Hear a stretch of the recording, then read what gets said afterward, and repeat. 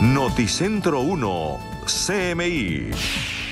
Buenas noches, bienvenidos a las noticias. Los siguientes son los tres hechos más importantes de hoy en Colombia. El fiscal general Francisco Barbosa le pidió la renuncia protocolaria a los 12 fiscales delegados ante la Corte Suprema de Justicia, quienes son los encargados de investigar a gobernadores, generales y ministros.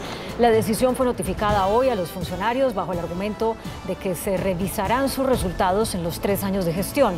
La próxima semana el fiscal también pedirá la renuncia de los directores de unidades.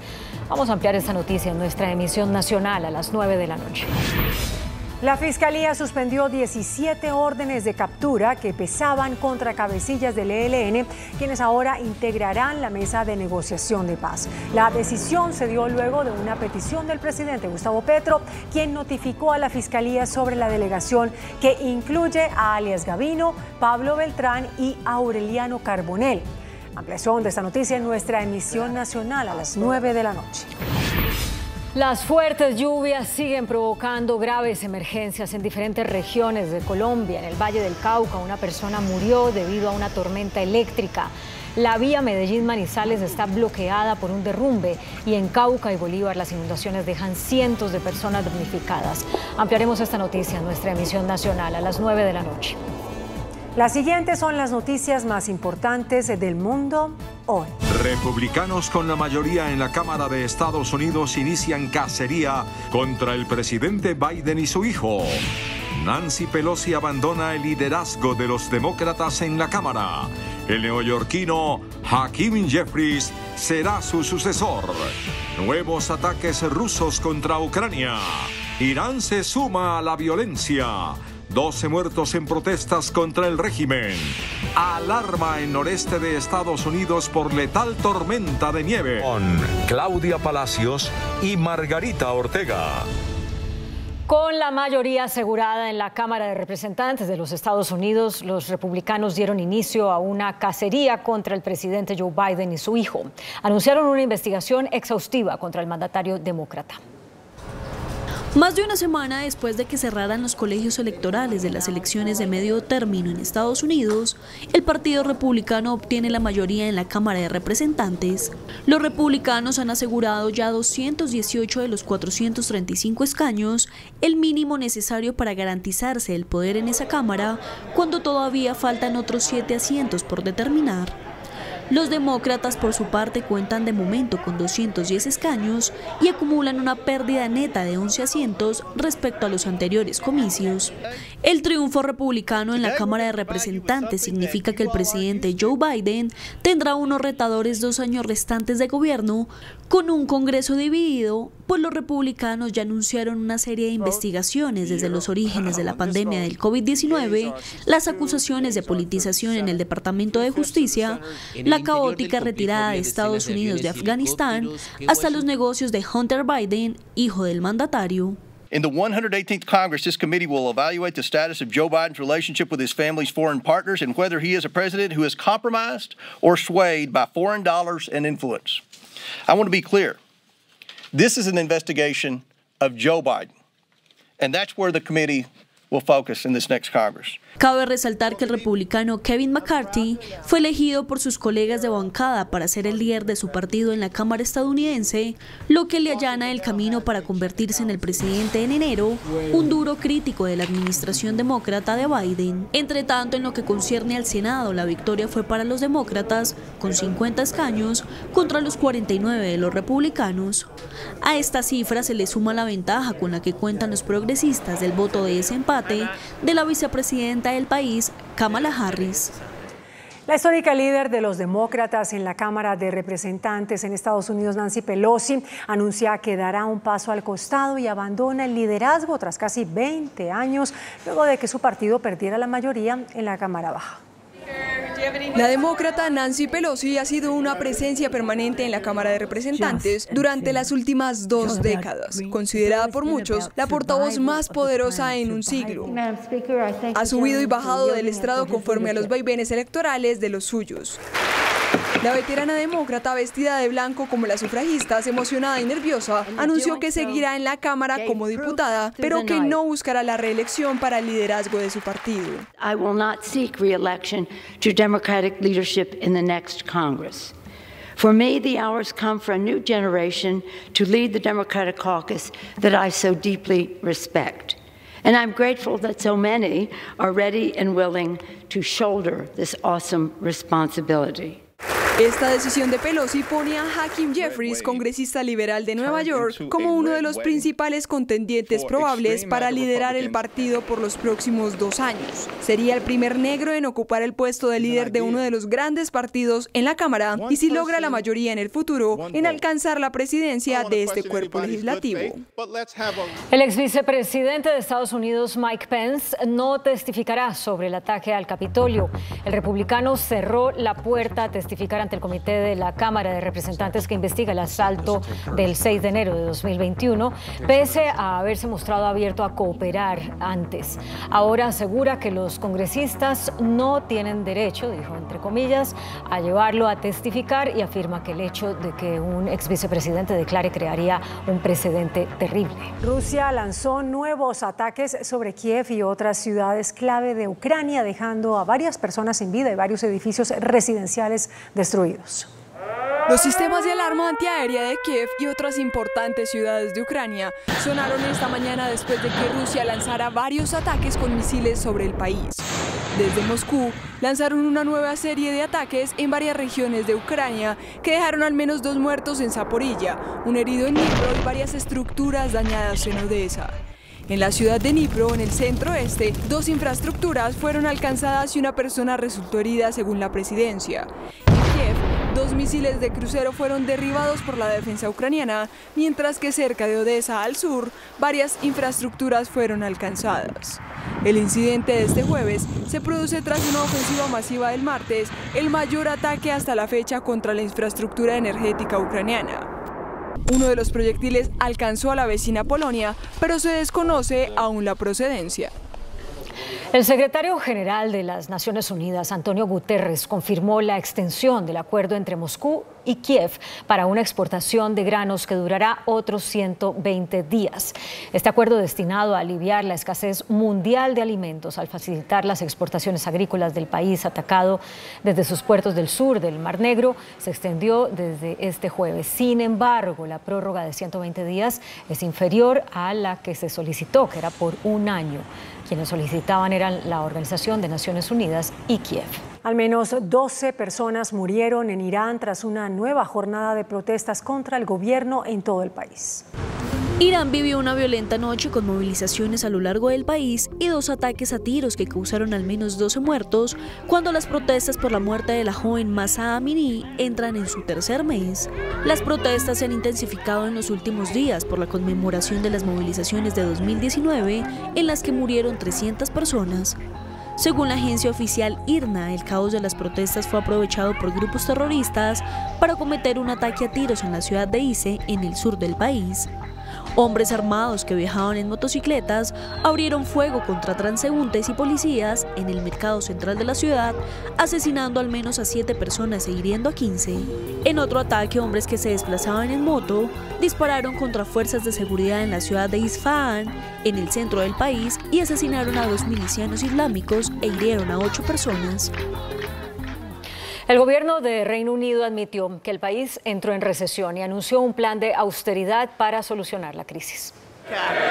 El gobierno británico presentó hoy las medidas para sanear las finanzas públicas, ahorrando $65.000 millones, de los cuales casi la mitad procederán de subidas de impuestos y el resto de recortes en el gasto público. Esta dolorosa receta para paliar su crisis económica es debido a la entrada en recesión que ya confirmó el ministro de Finanzas. They also judge that the UK, like other countries, is now in recession.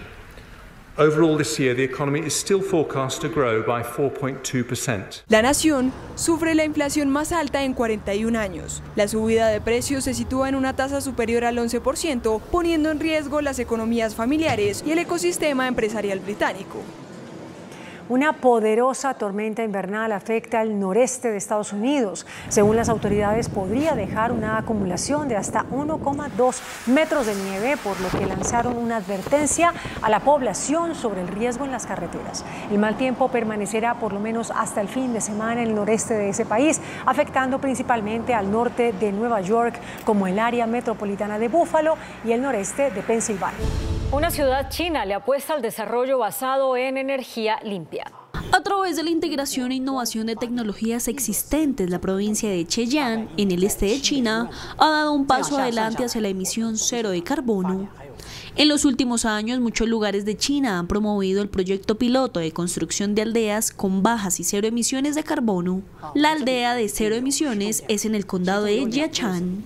Los techos de los edificios del pueblo están cubiertos con tejas fotovoltaicas para generar energía solar, mientras que debajo del suelo hay una bomba de calor de fuente terrestre especial, un sistema central de calefacción y refrigeración que puede transferir calor a las habitaciones desde 100 metros bajo tierra. En estas aldeas los asientos funcionan con energía solar, en donde los habitantes pueden cargar objetos electrónicos cuando la gente descansa aquí, y también maneja un sistema subterráneo de tratamiento de agua recuperada. En Estados Unidos crean un robot dotado con las habilidades de un arquero de fútbol. Algunos robots ensamblados por el ser humano pueden llegar a hacer las cosas que comúnmente hacen las personas. Ese es el caso de Mini Cheetah. Esta máquina de 4 patas tiene la forma de un perro robot y fue diseñado para atajar balones como todo un arquero de fútbol.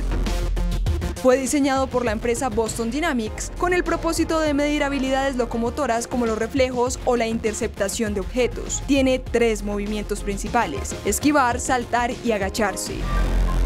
Mini Cheetah fue sometido a diferentes pruebas en las que le arrojan balones. El robot tenía que detenerlos para evitar que estos entraran a la portería.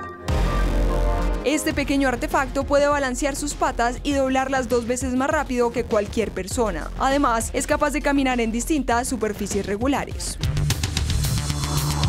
Muy buenas noches.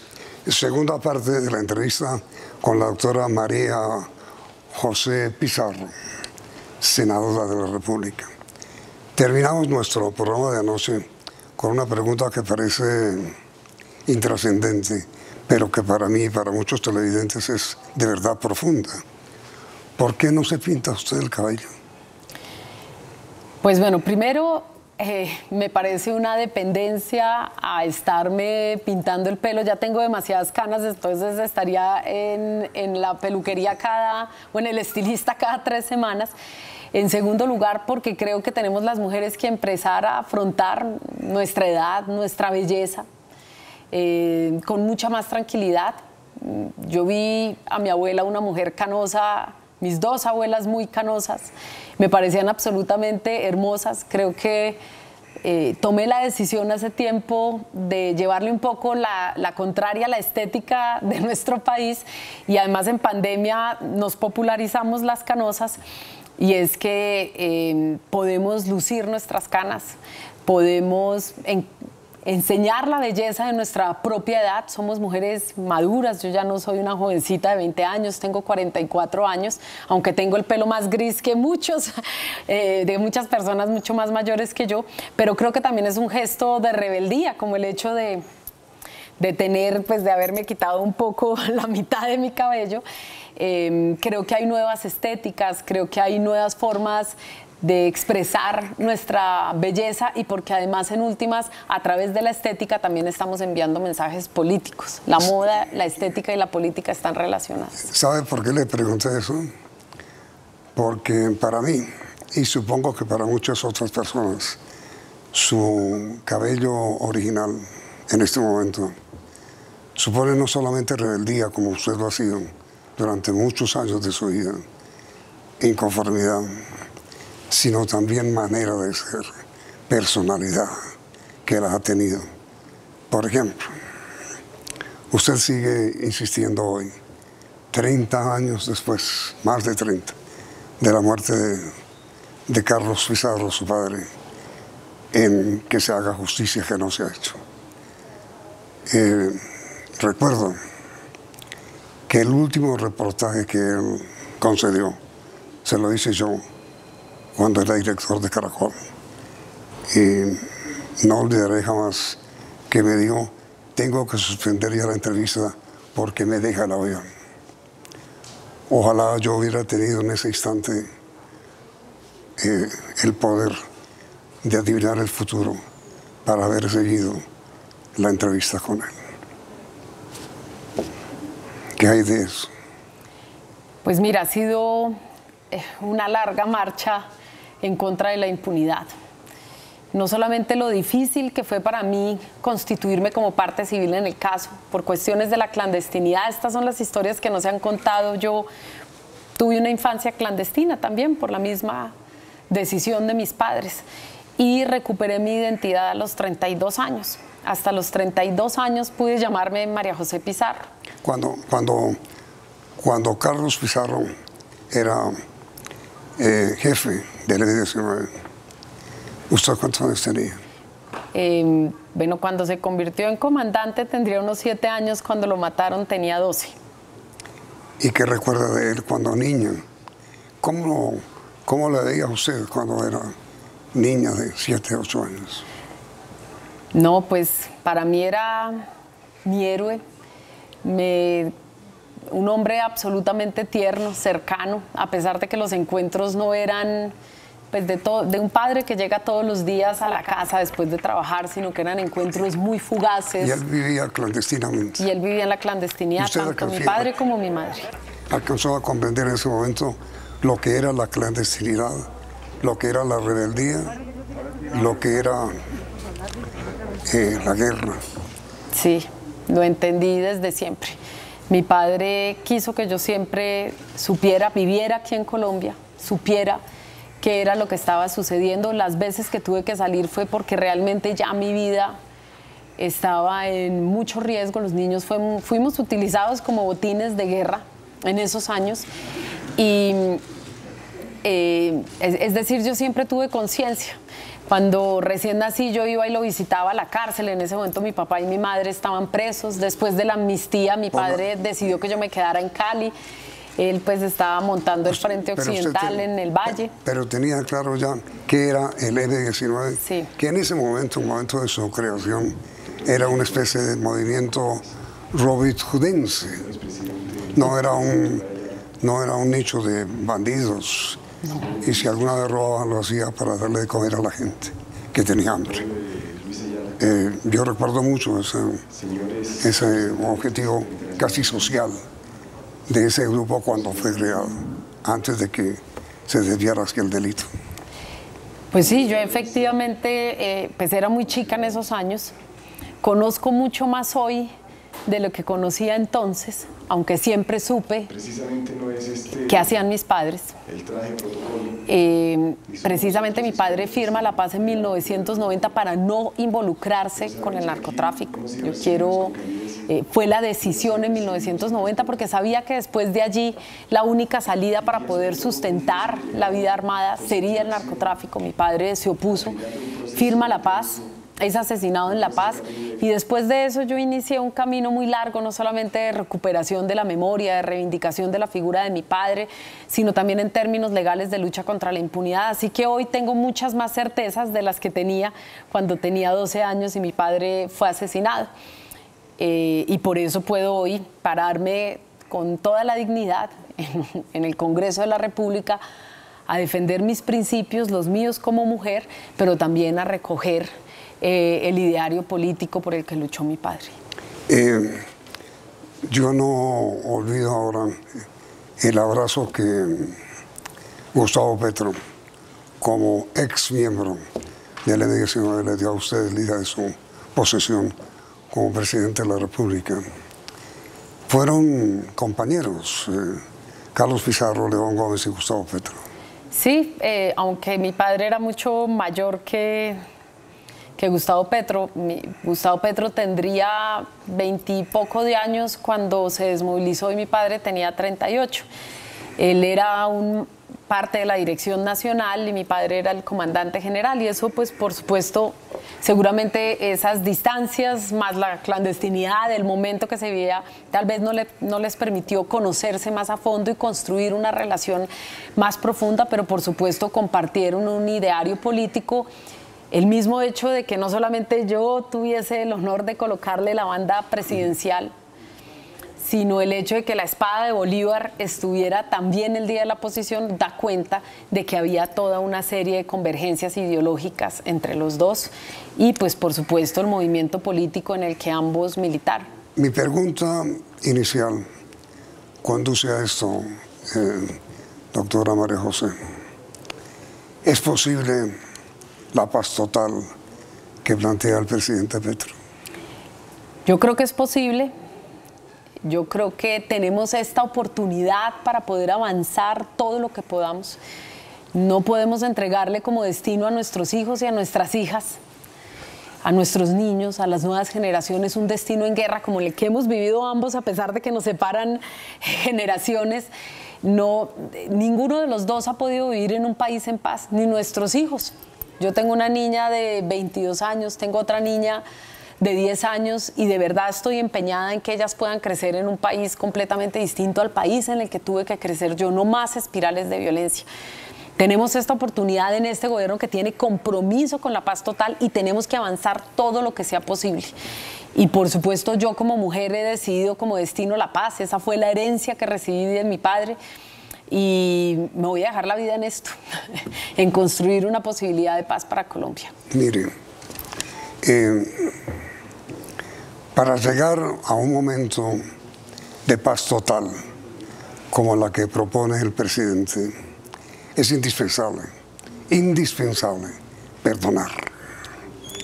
Y yo, con todo respeto, veo, al encontrar víctimas de la guerra, que no tienen capacidad de perdón. Es muy difícil. Coincido y a veces no contigo. Fíjate que yo llevo 20 años recorriendo todos los rincones de este país. Cuando regresé, en especial 12, vamos a concretarnos en 12 años recorriendo este país de palmo a palmo.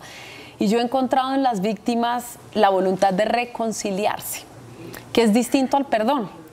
La reconciliación tiene unos componentes distintos. El perdón, digamos, yo a quién perdono por el asesinato de mi padre, por ejemplo. Nadie me ha pedido perdón. No sé qué fue lo que pasó. No tengo ni idea. El asesino lo mataron después de matarlo. Es decir, nadie ha venido a decirme, siento mucho. En el momento en el que esto sucediera, yo estaría en disposición de perdonar, no importa quién haya sido. Pero la sociedad sí está dispuesta a reconciliarse, porque la reconciliación creo que es mucho más potente, es el perdón social. El perdón es un acto individual, pero la reconciliación es un acto colectivo. Puede que tú en términos individuales, tal vez, porque es un asunto del fuero muy interno, perdonar a quien te ha causado tanto daño, pero en términos sociales comprender que el país necesita reconciliarse, que el país necesita aprender a dirimir sus conflictos de una manera diferente. No es que no existan conflictos, es que no tenemos que matarnos porque pensamos distinto y es que en medio de nuestras diferencias no tienen que haber centenares de miles de personas en medio de un fuego cruzado. Usted dijo hace un momento lo siguiente, recordando las banderas y la ideología de su padre. Mi padre, dijo usted, pues palabra más, palabra menos, decidió hacer clandestino el M-19 cuando era un movimiento, una aventura para ayudar a la gente pobre, porque no quería que de ninguna manera se vinculara con el narcotráfico. Pero la paz total, senadora, incluye el narcotráfico. Deme su opinión después de comercial.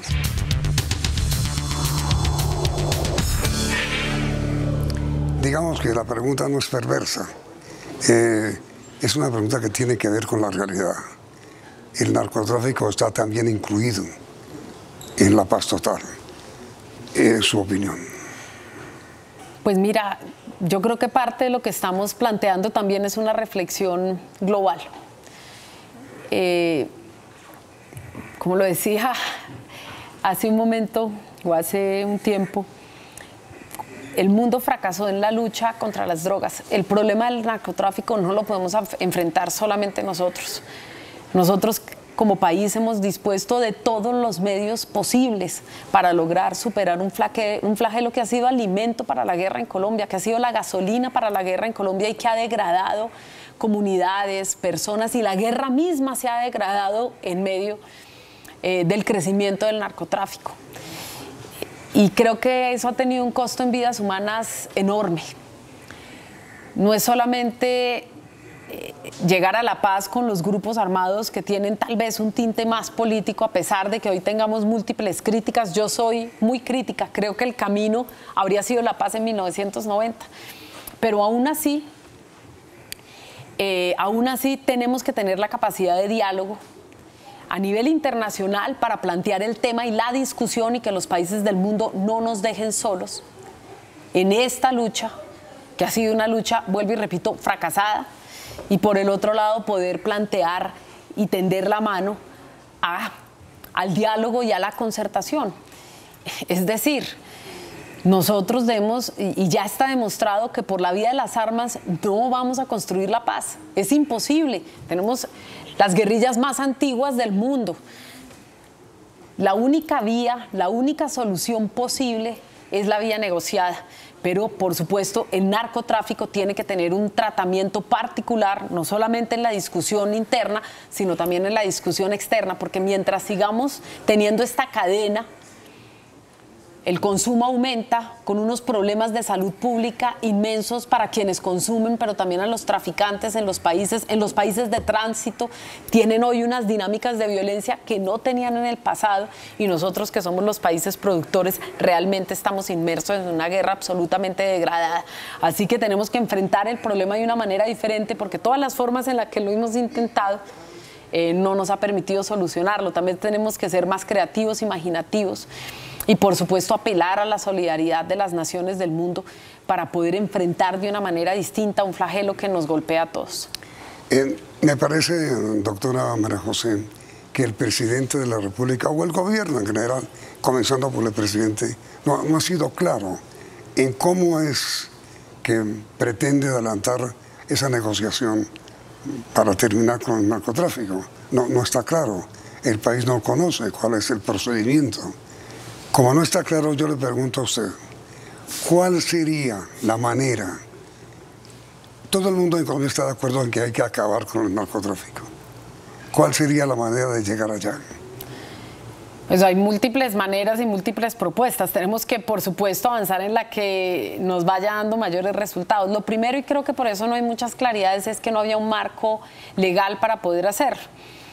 Con la aprobación de la ley de paz total, que es la reforma a la ley 418, pues por supuesto se establecen unos criterios, unas rutas. Sí, señor. Se establecen unas rutas para poder avanzar en distintos modelos de negociación. Una cosa es la negociación con el ELN, sí. Otra cosa es la negociación con las disidencias de las FARC, que ya tuvieron una oportunidad y regresaron a la guerra. Otra es con las bandas multicrimen, que son todas aquellas bandas asociadas precisamente al negocio del narcotráfico, pero que son estructuras armadas organizadas. Y otra, el diálogo con las oficinas en las grandes ciudades en especial, que también operan de manera organizada y extremadamente violenta. Lo paradójico es que ante la propuesta de paz total, todas han respondido. Es decir, por lo menos todas han dicho, tenemos voluntad de empezar a dialogar. Y creo que en un país donde ha estado ausente el diálogo, que ya exista voluntad de dialogar, tenemos que tomarlo como un principio de oportunidad y avanzar rápidamente en el diálogo. Mientras, vuelvo y repito, planteamos discusiones a nivel global para poder enfrentar un problema que no nos pertoca solo a nosotros. Mientras tengamos un negocio ilegal en el que se enriquecen estructuras ilegales alrededor del mundo, que genera millones y millones y millones de ganancias ilegales, con problemas de todo tipo, pues muy difícilmente Colombia va a dejar de ser un país productor, porque existe el consumo. Entonces yo creo que tenemos que abordar el problema de manera también internacional, y creo que en eso el presidente lo ha hecho muy bien. Él planteó en las Naciones Unidas la necesidad de proteger la Amazonía, Amazonía que se está destruyendo, entre otras por el negocio del narcotráfico, que los países del mundo se aglutinen alrededor de la defensa de la Amazonía y que empiece una discusión global ante la necesidad de enfrentar de manera distinta la lucha contra las drogas. Ojo, que no es dejar de luchar contra las drogas, es enfrentarlo de una manera que realmente sea efectiva. Creo que en eso ha sido acertado, tan acertado que los países o algunos países del mundo han reaccionado inmediatamente. Ya hay recursos y voluntad por parte de estados de proteger la Amazonía. Se realizará una cumbre amazónica, esperemos a principios de año, es decir, para proteger los ecosistemas latinoamericanos y en especial el Amazonas para enfrentar el cambio climático. Y por supuesto países como Estados Unidos ya han dicho: muy bien, estamos dispuestos a dialogar sobre el modelo de lucha contra las drogas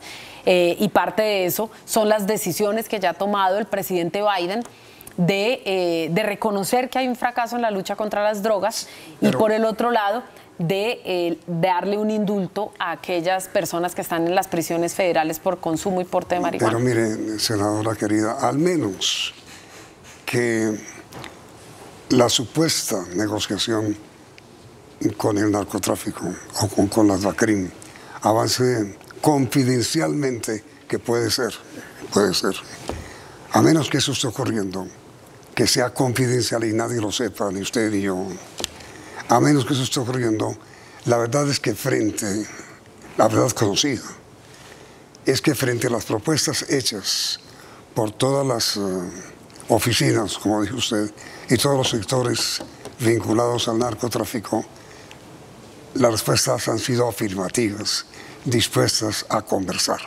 a dialogar, pero no ha habido respuesta, a menos que sea confidencial.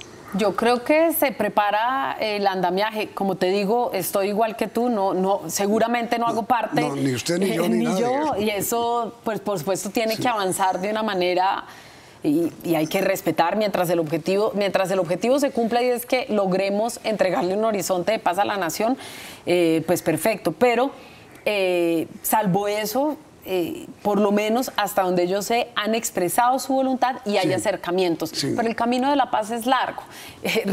No es una imposición. Tú no puedes llegar a imponer la paz. La paz se dialoga, la paz tiene concertación, la paz tiene pasos adelante y pasos hacia atrás, y resulta ser un camino no expedito, porque estamos hablando de gente que se ha enfrentado hasta matarse.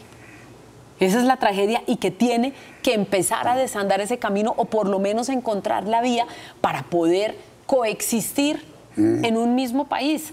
Así que tenemos afán. Yo sé que hay mucho afán y hay muchas expectativas, pero también tenemos que entender, es como un buen plato de cocina.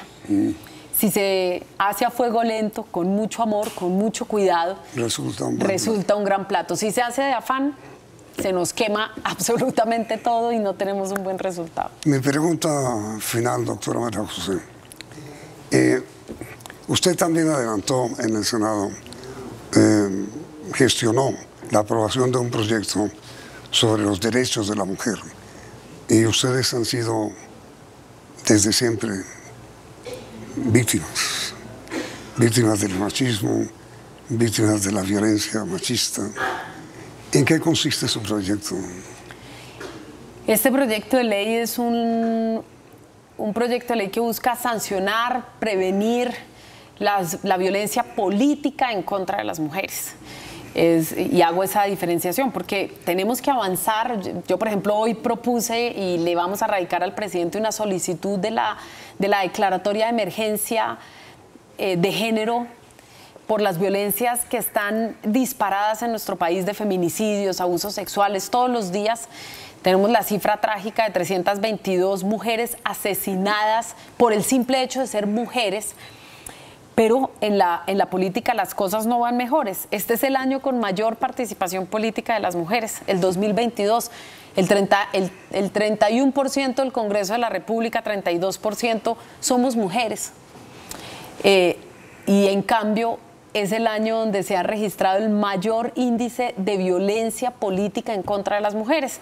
Entonces lo que buscamos es no solamente crear toda una serie de conceptos, es decir, definir qué es la violencia política contra las mujeres, sino además generar responsabilidades en el Ministerio del Interior, por parte de los partidos políticos, que se creen al interior de las corporaciones públicas y de los partidos protocolos para atender las violencias basadas en género y por supuesto también toda una serie de medidas que nos permitan erradicar un fenómeno que viene creciendo, que es el de violencia política contra las mujeres. Más mujeres en la política implica que las agendas de las mujeres se vuelven prioritarias, como tú lo decías al principio.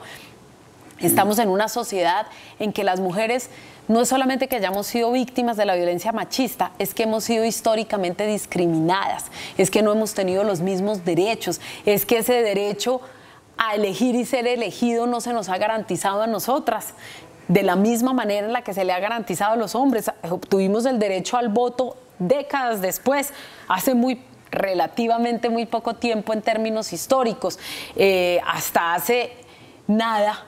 La participación política de las mujeres era 1 o 2 mujeres. Hoy hay una fuerza femenina que avanza, las mujeres nos hemos empoderado, las mujeres estamos liderando las transformaciones de la sociedad para que podamos vivir en igualdad y en sociedades libres de violencia. Eso no nos hace víctimas, creo que al contrario nos hace profundamente poderosas cuando somos capaces de plantearle a nuestros compañeros hombres, a quienes queremos, a nuestros hijos, hermanos, padres, etcétera, que queremos realmente un mundo en igualdad, donde nosotras podamos vivir, acceder a los mismos derechos, pasear por la calle tranquilamente. Un hombre puede hacerlo. A las 10 de la noche un hombre puede pasear por la calle. Una mujer no lo puede hacer. En el Transmilenio somos violentadas, en el transporte público, en los hogares, en las instituciones educativas, acosadas en la calle, toda una serie de barreras para poder acceder a la política. Pues bueno, creo que si somos un mundo democrático, tenemos que empezar por garantizar los derechos para la mitad de la población. Doctora María José, ha sido usted muy amable, muy agradable. No tenía yo la fortuna de conocerla como la he conocido hoy, hablando largamente con usted en estos 2 programas. Me alegra mucho que sea usted hija de quien fue un gran amigo. Y gracias por haber aceptado esta conversación. A ti muchísimas gracias por la invitación, gracias por este espacio, también para poderle hablar a otros ciudadanos y ciudadanas de nuestra querida Colombia. Gracias. Y a ustedes también, muchas gracias. Y continúen aquí, en Noticentro 1.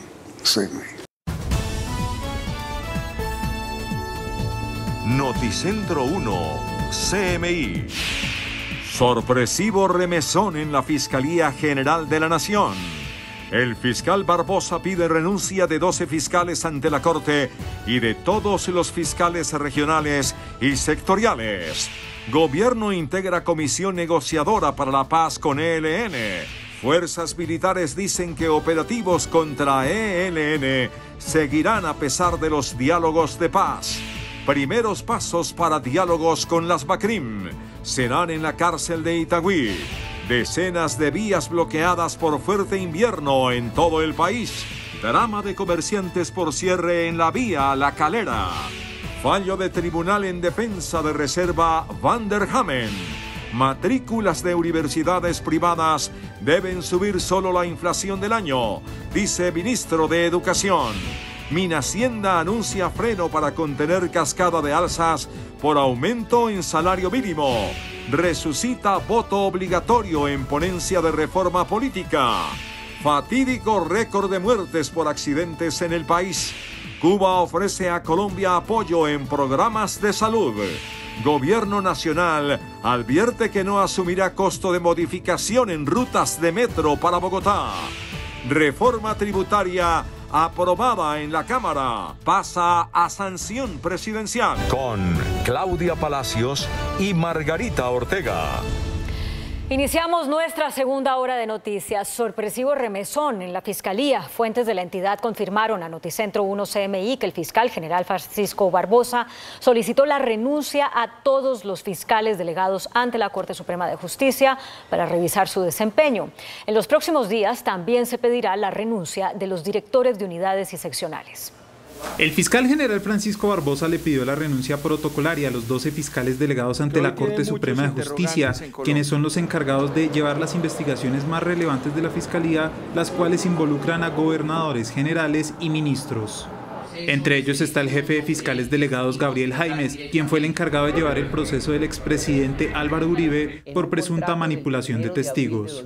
La decisión fue notificada hoy a los funcionarios bajo el argumento que se revisarán sus resultados en los 3 años de gestión, lo que quiere decir que no todos serán removidos, sino que se revisará caso a caso su desempeño. Fuentes de la Fiscalía confirmaron que la próxima semana Barbosa también pedirá la renuncia de los directores de unidades bajo el mismo argumento. Esto para entregar resultados destacados en el último año de su gestión. Por petición del presidente Gustavo Petro, la Fiscalía congeló las órdenes de captura en contra de 17 cabecillas del ELN, quienes serán negociadores y facilitadores del proceso de paz.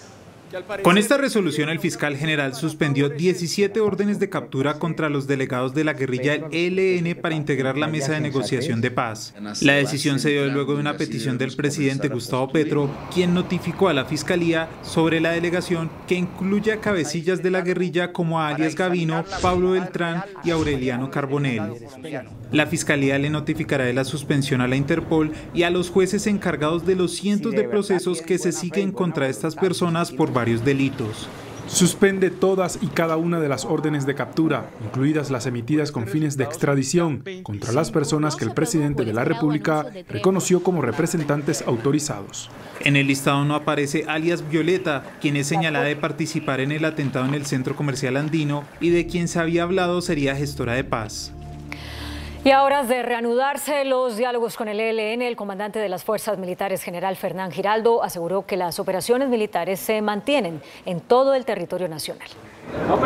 Sin vacilar, el máximo comandante de las Fuerzas Armadas, mayor general Helder Giraldo Bonilla, aseguró que los operativos militares se mantienen en todo el territorio nacional y las estructuras armadas que no se sumen a la paz total serán enfrentadas con todo el peso de la autoridad.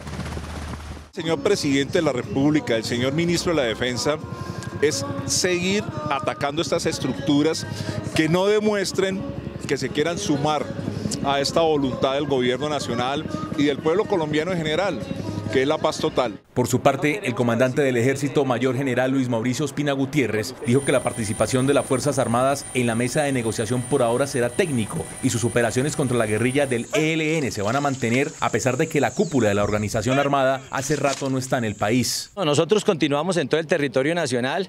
Ustedes saben cuáles son los sectores de influencia que normalmente maneja el ELN, en donde tradicionalmente ha estado, pero es que el ELN está por fuera del país desde hace mucho rato. El máximo comandante de las Fuerzas Armadas aseguró que el ministro de Defensa recibió un documento por parte de toda la cúpula en la que se solicita que un general en condición de retiro integre el equipo negociador del gobierno. 2 días completan retenidos 30 militares pertenecientes a la Fuerza de Despliegue Rápido que realizan labores de erradicación de cultivos de coca. El hecho se presenta en los límites de Meta y Guaviare. Un grupo de campesinos de la zona mantiene un cerco alrededor de los uniformados y exigen opciones para sustituir los cultivos ilícitos. En esta protesta hacen presencia pobladores del Meta, Guaviare y esperan a campesinos del Caquetá. La próxima semana se instalará en Itagüí la primera mesa de la paz total para iniciar acercamientos con grupos al margen de la ley. En el Parque Banderas del Estadio Atanasio Girardot inició la movilización de respaldo a la iniciativa de la paz total del presidente Gustavo Petro.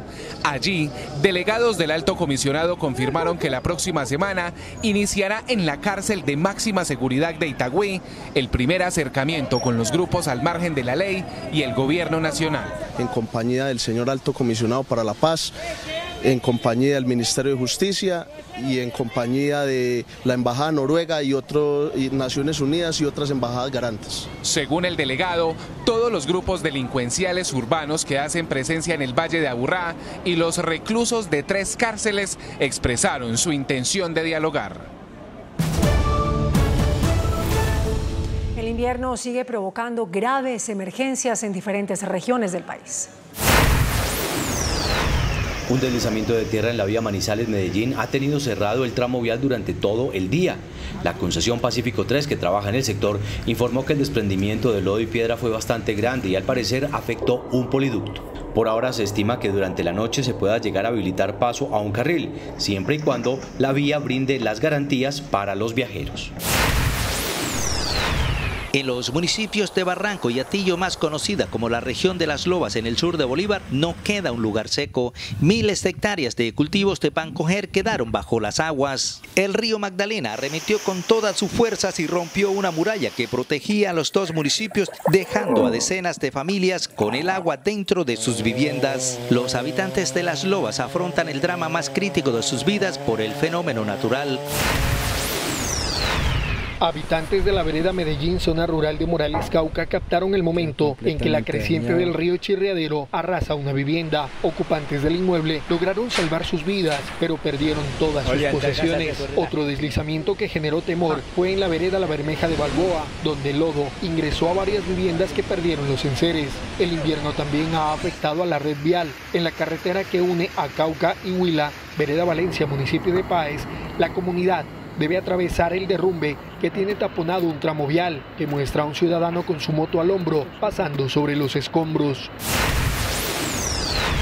Una persona muerta y 2 más heridas deja una tormenta eléctrica en Rosso, corregimiento de Palmira, Valle del Cauca, al igual que daños en el techo de un colegio del sector, mientras que en Cali hubo desbordamiento de canales de aguas residuales que anegaron varias vías de la ciudad y el río Pance tuvo creciente súbita.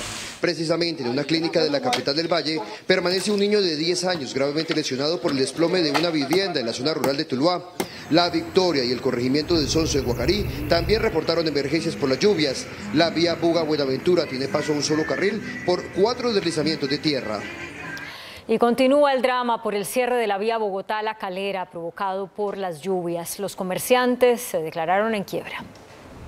5 días cumple cerrada la vía La Calera. Con el paso de los días crece la preocupación de comerciantes y residentes. Afectados totalmente porque el comercio se ha acabado, o sea, no han subido los proveedores, no hay comercio, muy poco. Está muerto, total. Ya no vamos más. No se han mandado los niños al colegio, no hemos bajado a Bogotá, hemos cancelado las citas médicas que tenemos. La nevera no quedó nada y vitrina de don Danilo evidencian el impacto que sobre el comercio ha tenido el cierre. Nos den los auxilios porque aquí no han dado nada para nada. Han venido a prometer pero no han traído nada. En medio de la emergencia, una olla comunitaria calma el hambre de obreros y vecinos damnificados. Nos colaboran con Mercado, entonces nosotros nos dedicamos a cocinar y se le reparte a los conductores de las volquetas, de las máquinas. A lo largo de la vía continúan las talas, incluso nocturnas, para reabrir el paso antes del sábado. Y estamos interviniendo únicamente aquel arbolado que presenta un riesgo inminente para las viviendas o para la vía. Esperamos terminar esa labor en las horas de la mañana. Los organismos de emergencia aún no tienen rastro del vigilante Javier Velilla. Mañana continuarán las labores de búsqueda.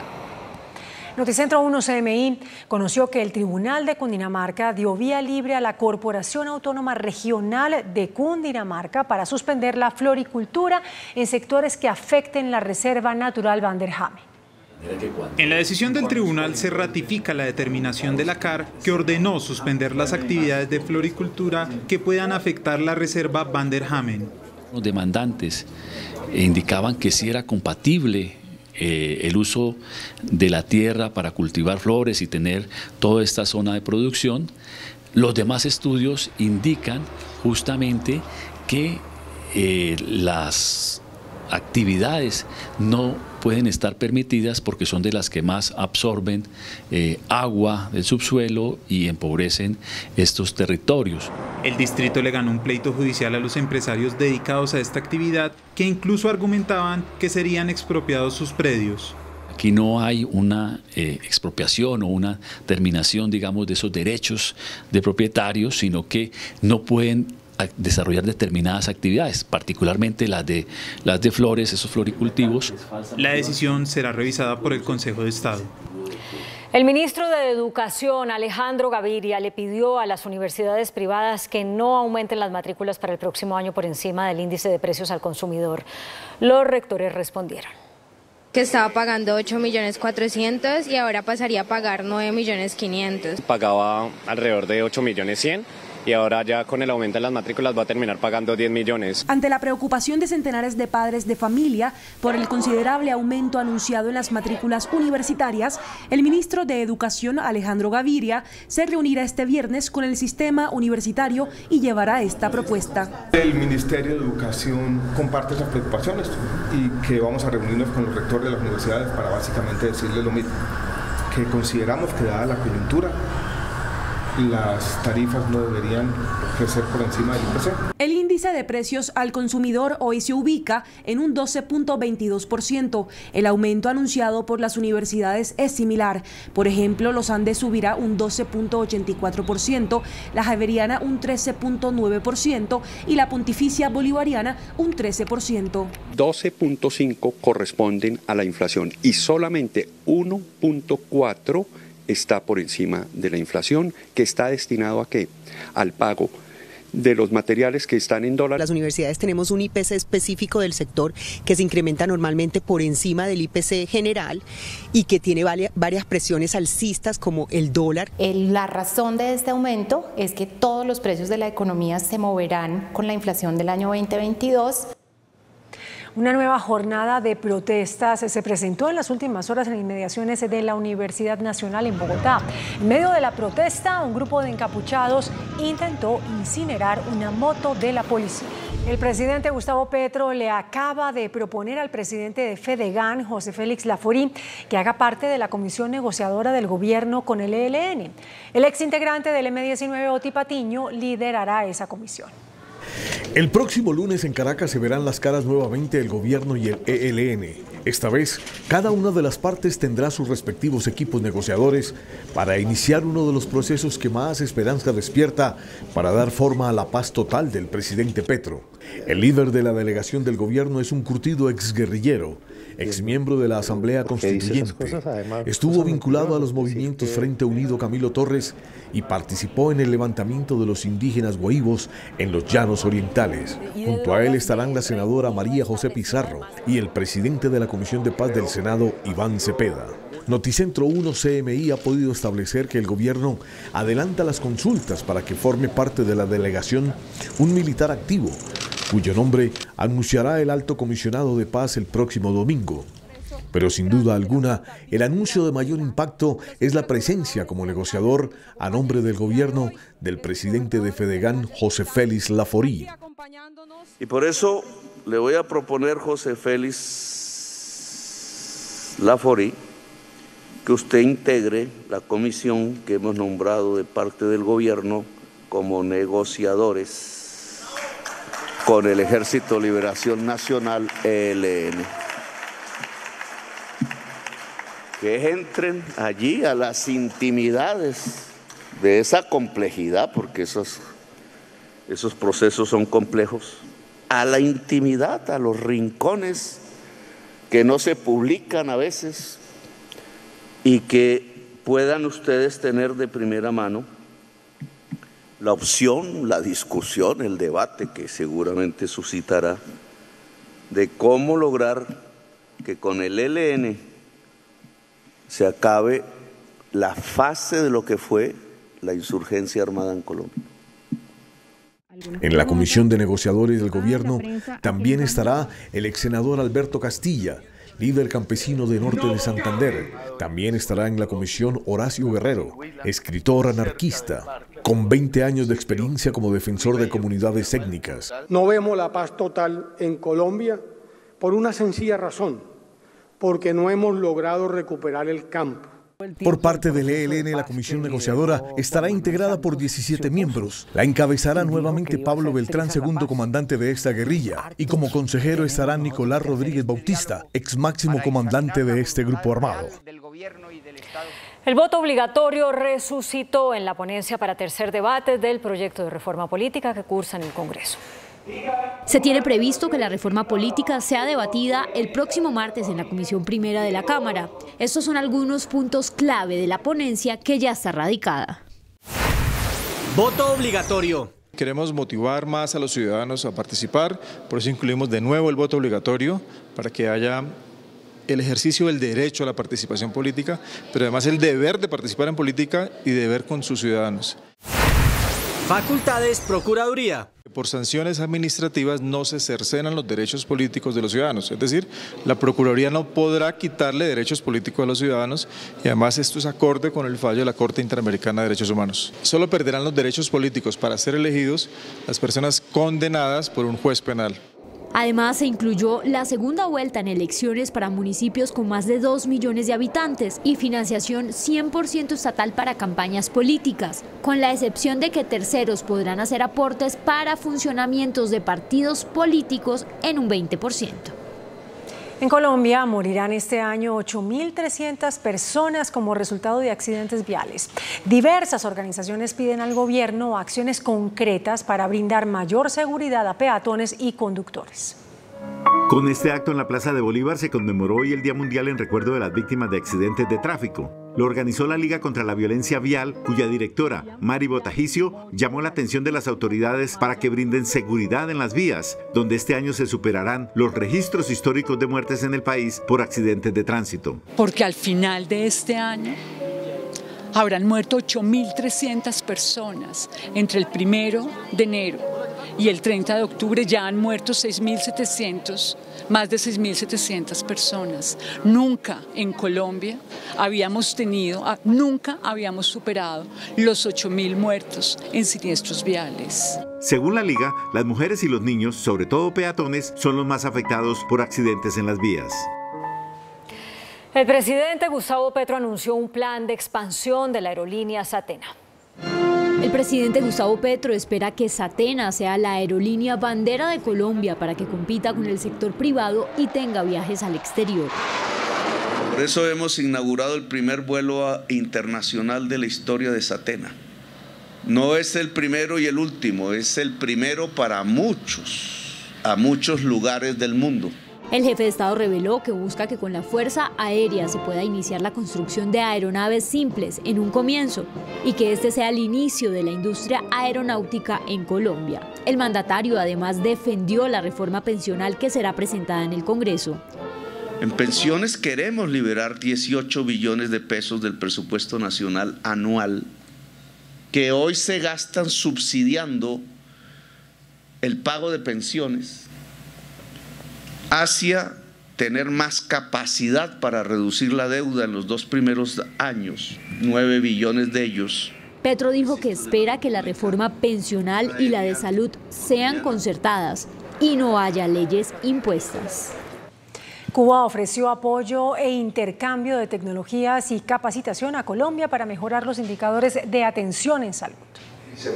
Durante el Congreso Internacional de Salud en Bogotá, Francisco Durán, el director de epidemiología del gobierno cubano, anunció que su país está en capacidad de ofrecerle al sistema de salud colombiano asesoría e intercambio de experiencias para mejorar la calidad de la atención en salud.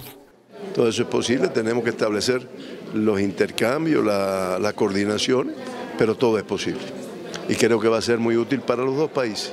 Dijo que Cuba también está en capacidad de proveer vacunas contra el COVID-19. La vacuna nuestra se ha aplicado en Irán, en Venezuela, incluso con resultados muy buenos como tal. El funcionario cubano compartió los avances de la isla en la lucha contra el coronavirus y dijo que hace 4 meses no se presentan fallecimientos. El Metro de Bogotá y sus posibles modificaciones fueron objeto de debate en el Congreso de la República. En la discusión se conoció una carta en la que el gobierno aclara que no asumirá costos adicionales por cambios en el trazado del proyecto. ¿El distrito o la nación? ¿Quién asumiría el costo de subterranizar el Metro de Bogotá en el tramo de la Caracas? Durante un debate en la Comisión Primera del Senado, el congresista David Luna reveló una carta del Ministerio de Hacienda en la que deja claro que la nación no incurrirá en costos adicionales. El capricho de Gustavo Petro no lo va a pagar la billetera de Gustavo Petro, lo terminaría pagando los impuestos de los televidentes que viven en Bogotá. Aunque todavía no es una decisión tomada y solo hasta el 8 de enero se conocerá la viabilidad técnica, jurídica y financiera de soterrar un tramo de la primera línea, la alcaldesa aclara que Bogotá no pondrá recursos adicionales. Hacerlo podría poner en riesgo la financiación de obras como el Regiotram del Norte y las líneas 2 y 3 del metro. Lo que hemos dicho con toda claridad, se lo dije yo al señor presidente, lo he dicho públicamente y lo reitero hoy, quien pide un cambio es quien lo paga. No obstante, la mandataria defendió la revisión solicitada por el presidente Petro. ¿Es una decisión rigurosa? Sí. ¿Es una decisión política? Sí, pero es una decisión responsable. El ministro de Transporte, con el ánimo de dar tranquilidad, aseguró que la primera línea se hará y firmó una carta con la garantía soberana para financiar la segunda línea. Solicitud de convocatoria al COMPES para autorizar a la Nación el otorgamiento de la garantía soberana para contratar operaciones de crédito público para la línea 2 del Metro de Bogotá. En la comisión primera y sin distinción política, los congresistas respaldaron hacer el metro elevado y en una encuesta hecha por la alcaldía, el 77% de los bogotanos considera que se debe construir como está contratado. Estados Unidos ofreció una recompensa de $5 millones por información que ayude a resolver el crimen del fiscal paraguayo Marcelo Pecci. El crimen del fiscal antimafia Marcelo Pecci sigue sin resolverse, dado que aún no se conoce quiénes son las personas que ordenaron el crimen, pese a que en Colombia ya hay 4 condenas a los ejecutores. Por esta razón, el gobierno de los Estados Unidos ofreció una recompensa de $5 millones para dar con los cerebros del homicidio. Según explicó el abogado de la familia del fiscal Pecci, Estados Unidos intervino dado que el funcionario adelantaba investigaciones por narcotráfico que relacionaban a ese país. Podríamos eventualmente abrir esa posibilidad, por supuesto, si hay personas que hayan cometido crímenes transnacionales, que hayan afectado a los Estados Unidos o que hayan utilizado cuentas o demás en los Estados Unidos, podría ser ese el espacio. Noticentro 1 CMI también conoció que en los documentos extraídos por hackers a la fiscalía aparecen varios de los documentos del proceso del fiscal Pecci, entre ellos las órdenes de interceptaciones telefónicas, entrevistas a los testigos del homicidio y las pruebas forenses del caso. El expresidente de Fedegan, José Félix Laforí, aceptó ser parte del equipo negociador del gobierno con el ELN. Y si el presidente me pide una colaboración en esta dirección, lo voy a hacer. Lo voy a hacer con el compromiso que me obliga, además un sector como el nuestro, que ha sido el sector más atropellado por todos los actores violentos en todas las regiones colombianas. Ojalá que ese anhelo de paz total que tienen los colombianos pueda darse. Con la mayoría asegurada en la Cámara de Estados Unidos, los republicanos dieron inicio a una cacería contra el presidente Joe Biden y su hijo. Rusia lanzó nuevos ataques sobre Kiev. Las noticias del mundo en Noticentro 1 CMI. Más de una semana después de que cerraran los colegios electorales de las elecciones de medio término en Estados Unidos, el Partido Republicano obtiene la mayoría en la Cámara de Representantes, asegurando a 218 de los 435 escaños. Con esto, los republicanos tienen la intención de investigar la caótica salida de las tropas de Estados Unidos de Afganistán, los negocios de uno de los hijos de Biden y recortar el gasto público. Los sistemas de alarma antiaérea de Kiev y otras importantes ciudades de Ucrania sonaron después de que Rusia lanzara varios ataques con misiles sobre el país. En la ciudad de Dnipro, 2 infraestructuras fueron alcanzadas y una persona resultó herida, según la presidencia. Una poderosa tormenta invernal afecta al noreste de Estados Unidos. Según las autoridades, podría dejar una acumulación de hasta 1,2 metros de nieve, por lo que lanzaron una advertencia a la población sobre el riesgo en las carreteras. El mal tiempo permanecerá por lo menos hasta el fin de semana en el noreste de Estados Unidos, afectando principalmente al norte de Nueva York.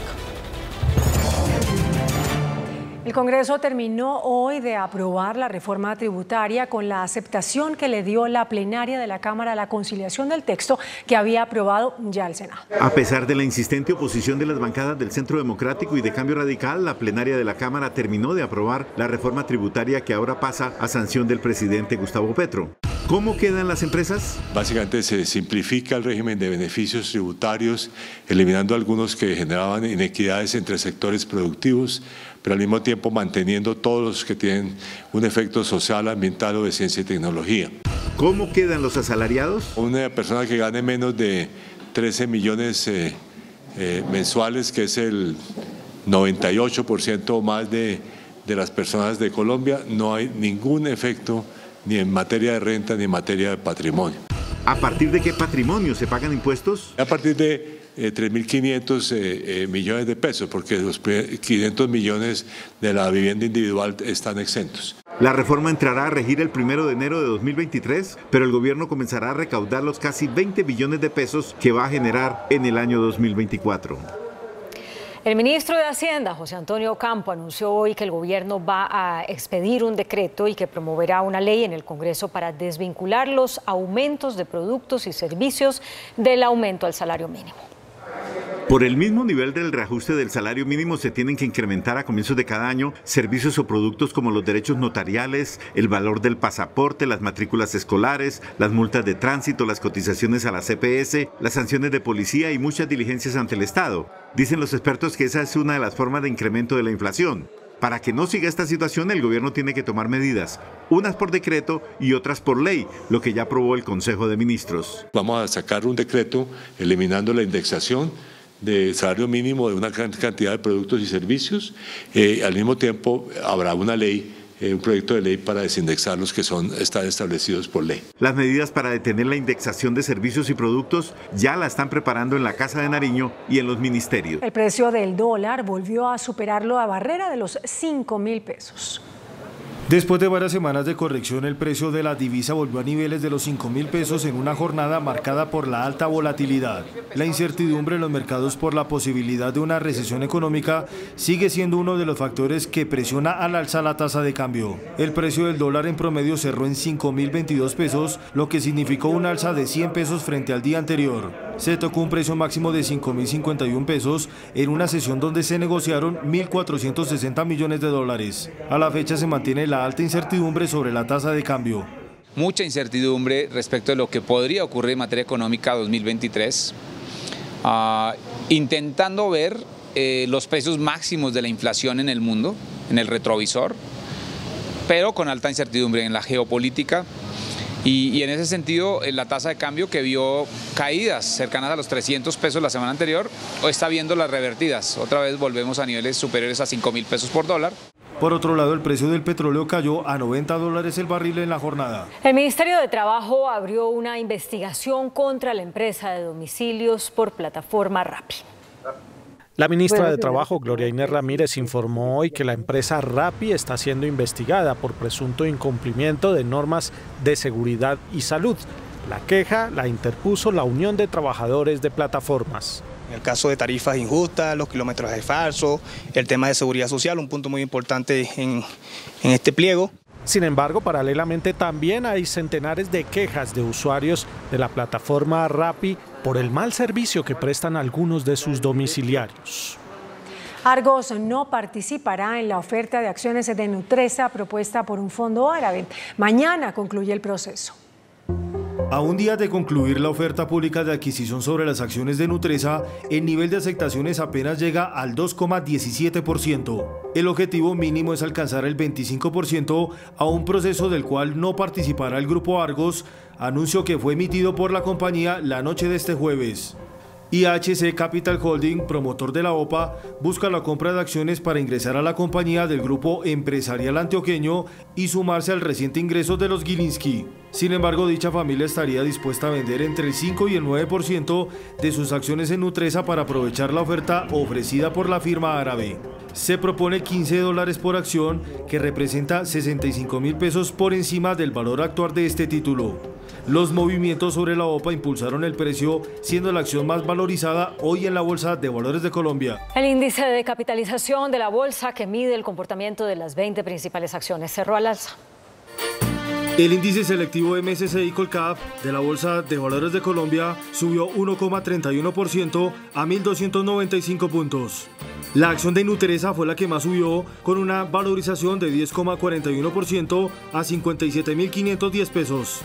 La acción del Grupo Aval fue la que más bajó, con una pérdida de 5,17% a 535 pesos con 80 centavos. La acción más negociada de la jornada fue la de Ecopetrol, al movilizar más de 27.000 millones de pesos, con una variación positiva de 3,73% a 2.500 pesos. El petróleo cerró a la baja.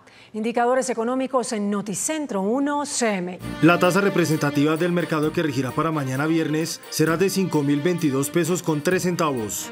Los profesionales del cambio compran la divisa en promedio en 4.850 pesos y la venden en 4.910 pesos. Un euro cuesta 5.183 pesos. La libra de café en Nueva York se cotizó a $1.52. El azúcar se transó en 19,72 centavos de dólar la libra. El barril de petróleo WTI se cotizó en $81.95. La referencia Brent para Colombia se cotizó en $90. Una acción de Ecopetrol cuesta 2.500 pesos.